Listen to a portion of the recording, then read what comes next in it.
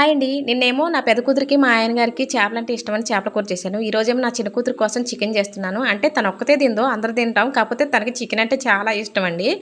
ఇలా ఎవరికిష్టం వచ్చింది వాళ్ళకి చేసి పెట్టేటప్పుడు నాకు నా చిన్నప్పటి విషయం ఒకటి గుర్తుకొచ్చిందండి. ఏంటంటే మా చిన్నప్పుడు నాన్ వెజ్ చాలా తక్కువండి. పల్లెటూర్లలో ఎక్కువ శాతం శ్రావణ మాసంలో ముత్యాలమ్మ పండగకి కంపల్సరీగా కోడిని కోస్తారు. అలాగే సంక్రాంతికి కనుమ రోజు కోస్తారు. ఇక మధ్యలో వరి పొలంలో పంట కయిలు చేసి పంట చేతికొచ్చినప్పుడు కోడిని కోస్తారండి. అప్పుడప్పుడు మేము ఎదురు చూస్తుండేవాళ్ళం అనమాట. సంక్రాంతి పండగ ఎప్పుడొస్తదా? లేకపోతే ముత్యాలం పండగ ఎప్పుడొస్తదా? కోడిని కోస్తే బాగుండు అని నాన్ వెజ్ కోసం ఎదురు చూసేవాళ్ళం. ఇప్పుడు పిల్లలు అలా గాదండి. వాళ్ళకి తినాలనిపించినప్పుడు డాడీ నాకు చికెన్ తినాలనిపిస్తుంది, నాకు మటన్ తినాలనిపిస్తుంది అంటే ఎమ్మటనే తీసుకురావటం, చేసి పెట్టడం, వాళ్ళకి పెట్టేయటం జరుగుతుందనమాట. అదే నాకు నవ్వొస్తుందండి. అప్పట్లో మేము నాన్ వెజ్ కోసం ఇంత ఎదురు చూసామా అని నవ్వొస్తుంది. ఇక ఈ ఆదివారం మీ ఇంట్లో ఏం చేశారో కామెంట్ రూపంలో నాకు చెప్పండి. బాయ్ అండి.